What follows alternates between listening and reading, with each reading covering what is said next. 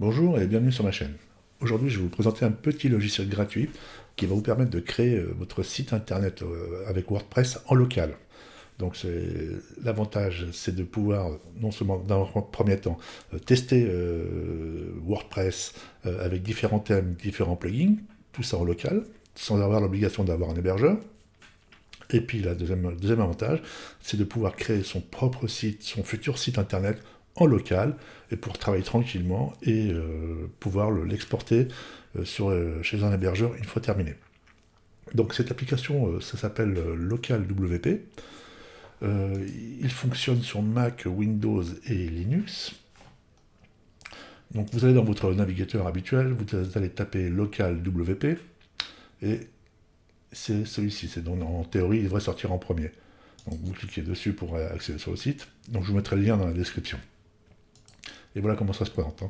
Donc moi, pour les besoins du tuto, j'ai déjà téléchargé et installé l'application. Donc il suffit de lancer l'installation, faire suivant, il n'y a rien de particulier.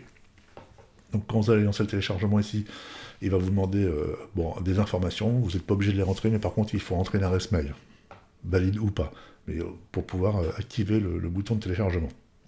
Installation terminée, on va lancer le logiciel. Donc voilà comment ça se présente. On va faire un petit tour d'horizon rapide. Les professionnels, eux, ils connaissent bien ces produits-là, ils doivent les utiliser. Là, ça s'adresse plus à des gens comme moi qui aiment bien bricoler, s'amuser avec WordPress. Donc là, dans la partie préférence, en règle générale, on touche à rien. Moi, je laisse tout par défaut. Hein, on fait un tour d'horizon rapide. Là, c'est pour si on veut changer le type de couleur. Ici, on a différents paramètres. On a une adresse mail par défaut. Et après, on a l'extension .local. Donc là, pareil, je laisse tout je ne change rien. Là, c'est les différentes extensions pour l'exportation. Et là-dedans, c'est pareil, je ne touche à rien. Donc là, on peut quitter.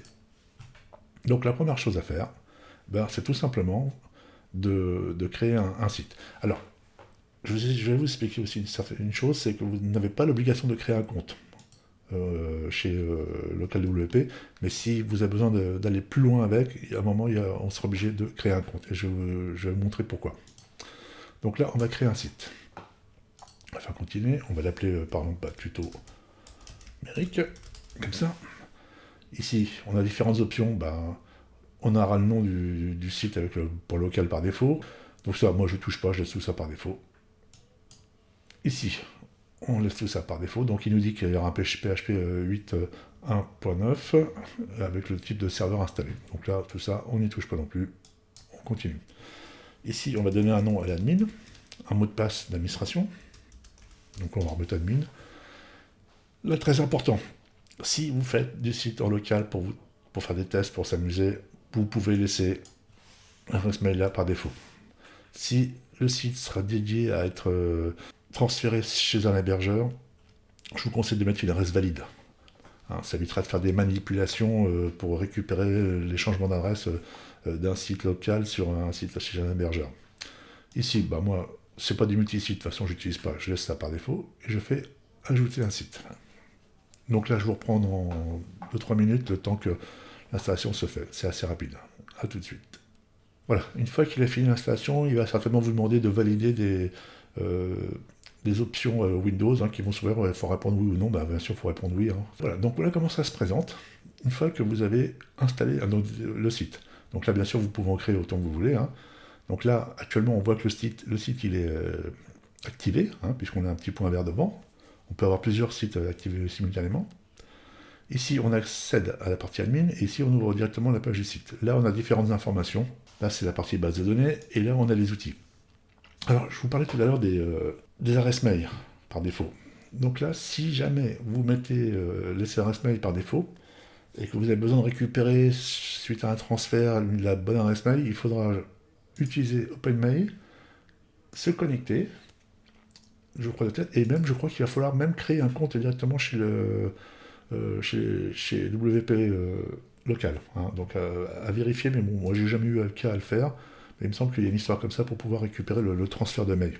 Donc ça, je passe.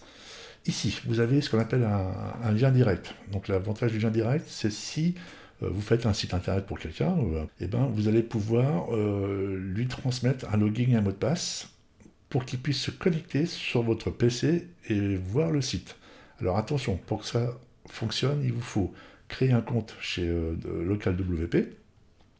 Il faut que le logiciel et le site web concerné soient ouverts, activés, pour que la personne puisse se connecter. Hein. Si vous donnez des coordonnées, c'est comme ça, et que vous fermez tout, on verra rien. Donc là, vous aurez un lien qui sera fourni, qui va permettre à la personne à qui vous le donnerez, qu'il puisse se connecter sur votre PC. On revient ici. Donc là, tout est prêt. On n'a plus qu'à aller sur notre partie d'administration. Admin. Se rappeler de moi, pourquoi pas. Donc c'est selon les besoins. Voilà. Donc ce qu'on va faire, premier temps tout de suite, on va tout de suite mettre ça en français. Comme ça, on fait sauvegarder. Donc là, on passe en français. Les commentaires, si c'est un site en local pour faire des tests, vous pouvez les laisser activés. Si c'est un site que vous comptez transférer sur un hébergeur et que vous n'allez pas utiliser les commentaires, je vous conseille de tout désactiver. Les permaliens, assurez-vous que vous êtes bien en titre publication. Et là, maintenant, vous êtes directement sur votre tableau de bord. Vous êtes comme si vous étiez chez un hébergeur. Vous êtes prêt pour travailler, faire ce que vous voulez. Si vous comptez transférer ce site chez un hébergeur, je vous conseille d'installer le plugin extension ajouter. Et là, vous tapez WP Vivid. Ce plugin-là, vous l'installez, vous l'activez, et comme ça, l'avantage, c'est que vous allez pouvoir créer une sauvegarde de votre site de manière à pouvoir l'importer chez votre hébergeur. Vous pourrez aller voir sur ma chaîne YouTube, hein, j'ai j'ai fait un tuto sur la manière de comment transférer un site d'un local vers un hébergeur. Et ça fonctionne dans les deux sens, hein, bien sûr. Donc là, après, vous l'activez, il n'y a aucun problème. Par contre, quand vous êtes en local, vous pouvez le faire, mais ça ne sert à rien. C'est pas la peine d'installer de cache et de logiciel de sécurité. Hein. Vous êtes en local, ça, vous les mettez uniquement si vous en avez besoin, une fois que vous serez chez un hébergeur. Donc après, il n'y a plus qu'à travailler. Donc là, vous avez la dernière version de WordPress installée avec le thème actuel. Je reviens sur ça. Une fois que vous avez terminé, que vous fermez ici, pensez à bien faire un stop, pour que tout soit bien arrêté proprement. Et puis quand vous voulez relancer, vous choisissez le site que vous avez et vous faites un star. Et après, vous allez sur la partie administration. Encore deux petites choses. Si vous souhaitez connaître l'emplacement où est installé le site internet, il suffit d'aller sur Go to Site Folder. Donc là, vous avez le chemin. Dans app public, vous avez le site internet avec le content qui comprend les plugins, thèmes, etc. Une fois que vous avez terminé, que vous n'avez plus besoin du site, il suffit de faire un bouton droite et delete. Et là, le site sera définitivement supprimé. Voilà pour la présentation de ce petit logiciel qui est vraiment bien pratique et j'espère qu'il vous rendra autant de services qu'à moi. Je vous dis à très bientôt. Merci, au revoir.